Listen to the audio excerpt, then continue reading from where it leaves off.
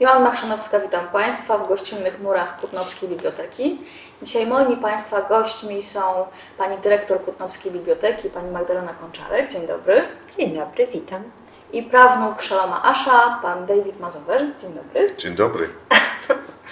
Pani dyrektor, zacznijmy od relacji polsko-żydowskich w Kutnie. Kiedyś to było miasteczko, w którym te obie nacje się przenikały, żyły obok siebie. Ludność żydowska stanowiła 75% mieszkańców naszego miasta. Teraz już tak nie jest. Rozumiem, że festiwal to taki powrót troszkę do korzeni, do historii. No oczywiście, to 75% to było wtedy, kiedy no dość dawno, ze 100 lat temu, przed II wojną światową było mniej więcej 50%, ale teraz nie ma Żydów. Nie ma Żydów, no wiadomo, wszyscy to wiedzą, że chodzi o II wojnę światową i o zagładę Żydów. I my próbujemy, my jako biblioteka i jednocześnie społeczna fundacja miasta Kutna, przypomnieć to, co było, ale powiązać to z przyszłością. Chcemy, żeby zwłaszcza młodzież pamiętała o Aszu, pamiętała o tym, że Kutno było wielokulturowe. To jest też jakaś lekcja tolerancji, akceptowania inności. Myślę, że to wszystko jest bardzo teraz na czasie. I dlatego Kutno też to robi. Zresztą robi to od wielu, wielu lat. A jak, skoro jesteśmy przy młodzieży, jak ta młodzież odbiera Szaloma Asza, jego twórczość? Odbyło się już kilka spotkań, nie tylko podczas tej edycji. Jak oni reagują? Wie Pani, trudno mi powiedzieć, ponieważ dyrektorem biblioteki jestem od roku.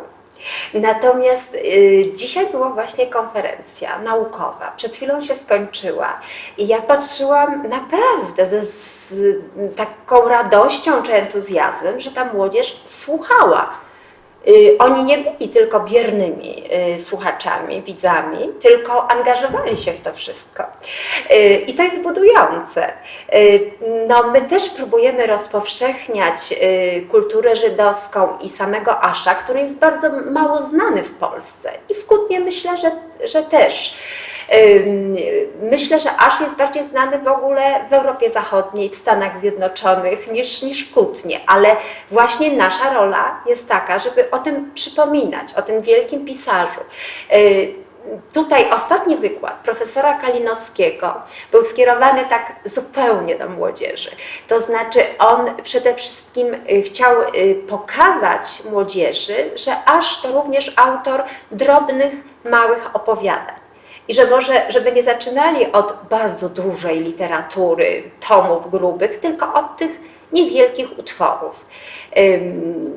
Wczoraj była tutaj organizowana przez bibliotekę gra miejska. To jest taka edukacja i zabawa. Ja bardzo wierzę w to, że takie połączenie to jest dobre. I brali udział, młodzież brała udział. Nie dość tego, oni przyszli tu już wyuczeni, naprawdę, przejęci. I ja w takim słowie wstępnym powiedziałam, że chodzi o to, żeby im przypomnieć, bo być może oni przechodzą codziennie obok miejsc, które są pozostałościami po kulturze żydowskiej, ale nawet o tym nie wiedzą. Myślę, że po wczorajszej grze wiedzą dużo więcej. Wspomniała Pani dyrektor o tym, że Kutno nie zna Asza, że... To znaczy, no nie chcę to jest generalizowanie, a to zawsze jest krzywdzące, ale myślę, że przeciętna wiedza jest tak. Nie zna, a przecież przypomnijmy, Szalom Asz żył tutaj przez pewien czas i... Przez kilkanaście lat. Był w wieku właśnie tej młodzieży, która dzisiaj była na tym spotkaniu. Ale w jego twórczości ciągle przewija się Kutno. Gdzieś tam Gombin, są nazwy, ulice kutnowskie, a więc to było mu bardzo bliskie. Rozsławiał nas jednym słowem i rozsławiał wtedy i rozsławia nadal. Tak. A my chcemy się ogrzać w jego cieniu. To znaczy każde miasto próbuje znaleźć jakieś symbole, coś czy kogoś, kto może dodatkowo miasto rozsławić. Ja myślę, że mieliśmy wielkie szczęście, my Kutno, że Szalom Asz tu się urodził i żył przez kilkanaście lat. Przejdźmy teraz do samego programu. Wspomniała Pani dyrektor o konferencji. A co jeszcze, na jakie punkty tego programu zwróciłaby Pani uwagę? No oczywiście na wszystko. Oczywiście na wszystko. Myślę, że program jest tak zróżnicowany, że każdy znajdzie coś dla siebie. I myślę, że oferta jest trafiona, ponieważ nie ma wejściówek już na żadne zdarzenie, nie ma zaproszeń. Kiedy się rozeszły? W jakim czasie? Pewnie błyskawicznie. 3 godziny. Od momentu, kiedy ogłosiliśmy, że tak, to 3 godziny to trwało, no może 4. Także no cieszy nas to bardzo, że jednak jest duże zainteresowanie. Na co bym zwróciła uwagę? Dla mnie bardzo ważne są zawsze takie ruchy lokalne. I dzisiaj o 17:00 w Centrum Muzyki, Teatru i Tańca będzie tryptyk kutnowski, czyli młodzież będzie występowała. Nie tylko młodzież, bo zespół pieśni i tańca ziemi kutnowskiej również. I to jest taka inicjatywa oddolna, paskudne słowo, ale tutaj akurat pasuje bardzo.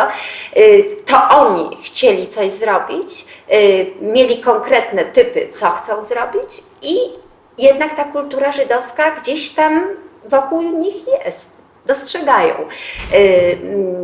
Poza tym, no już tak mówię ciągle o ludziach młodych, bo to jest ważne, żeby oni właśnie chcieli uczestniczyć w takich zdarzeniach. Jutro w południe, w samo południe w centrum też zaczynamy takie nowe przedsięwzięcie przy okazji festiwalu Asza, wojewódzki konkurs piosenki i muzyki żydowskiej.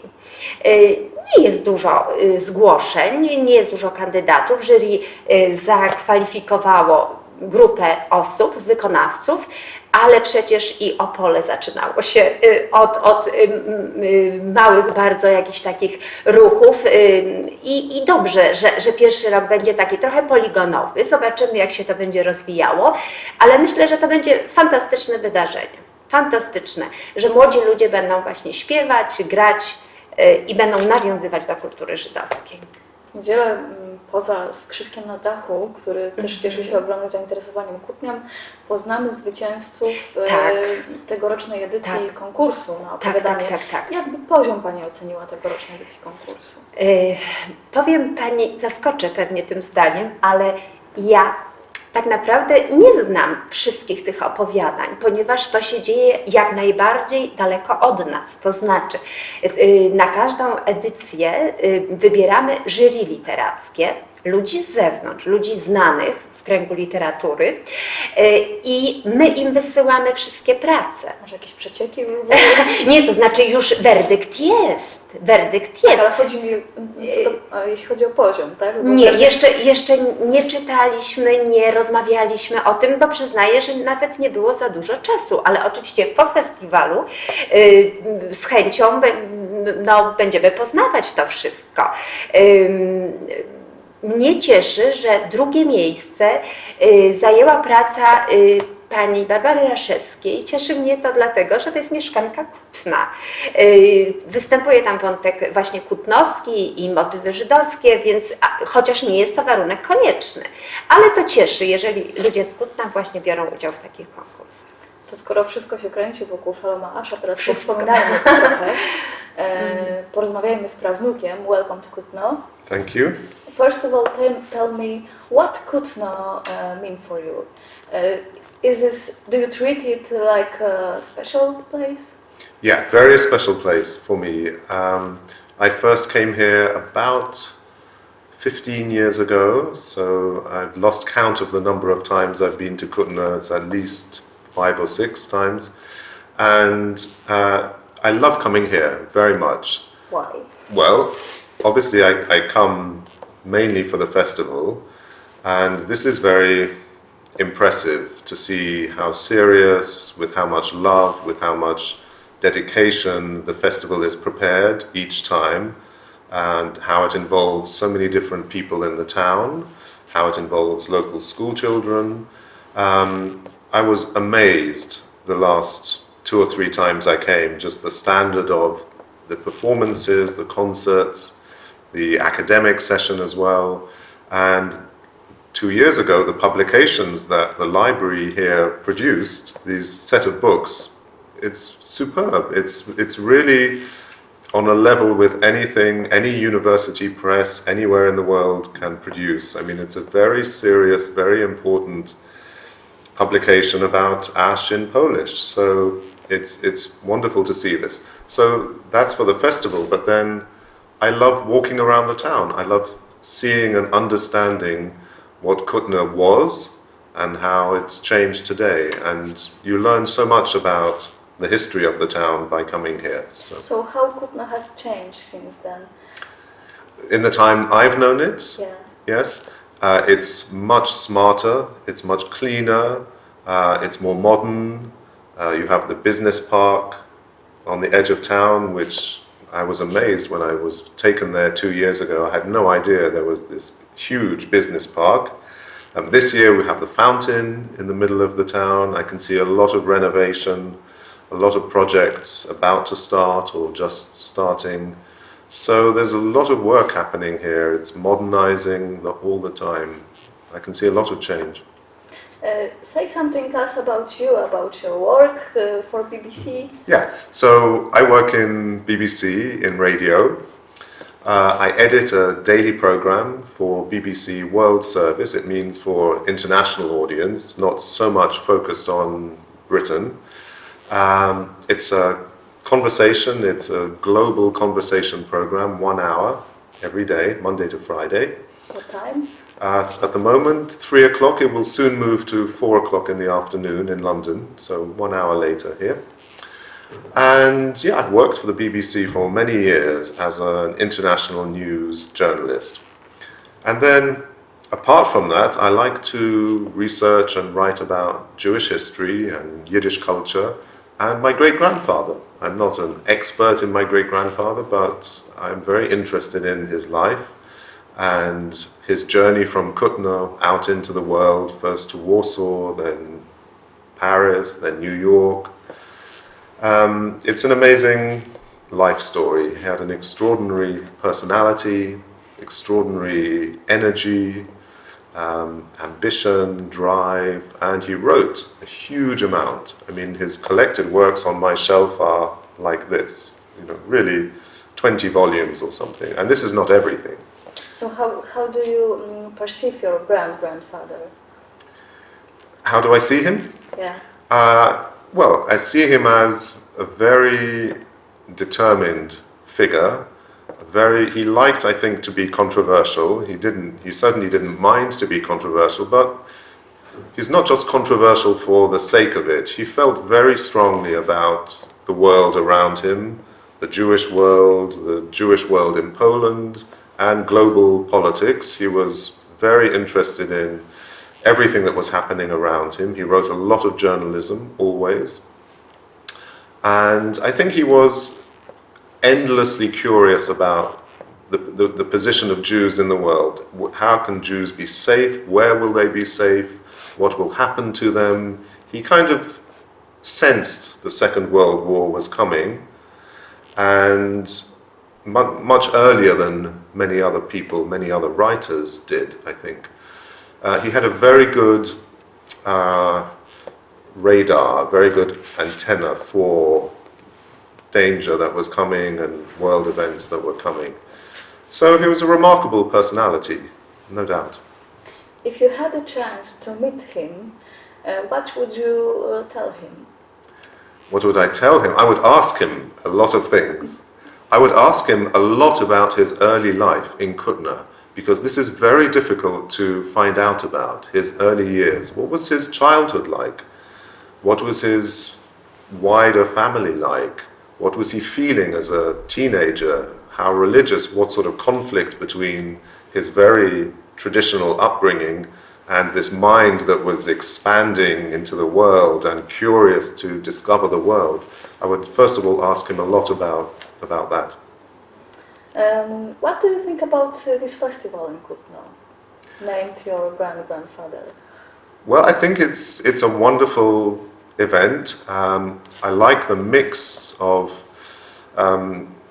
events and presentations. So it's partly about Ash, but it's much wider. It's a Jewish festival also, so it's very ambitious.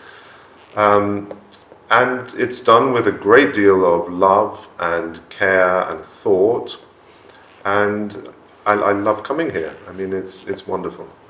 And I think it's also very important, you know, for the younger people in the town. I was speaking in a school for about 50 children, 17, 18-year-old children. They were very interested. And I think especially the younger generation in Poland is very open-minded, doesn't have all the, you know, the historical kind of baggage from previous generations, and they are very Western. Their English is excellent. They're very interested in Jewish history in Poland, and so I love speaking to them. And could you learn more about your grandfather in Kutno on the festival? I always learn more every festival. I learned something today about discussions about one of his plays, God of Vengeance, in Łódź and in other towns for Polish productions. I didn't know anything about this. So yes, there's a great deal to learn. And even the people who know as much as anybody about Ash, they still have a lot to learn, because he was so involved in so many different areas: Polish politics, Jewish politics, American politics, Zionist and Israeli debates. His contacts were with German writers, Polish writers, French writers. So there's a lot more to learn. Okay, thank you for coming. Thank you very much. Dziękuję również pani dyrektor. Thank you. Thank you. Dziękuję również Państwu. Przypominam, że naszymi gośćmi byli dzisiaj pani dyrektor Biblioteki Miejskiej Powiatowej Biblioteki Publicznej w Kutnie oraz prawnuk Szaloma Asza, pan David Mazower. Dziękuję bardzo.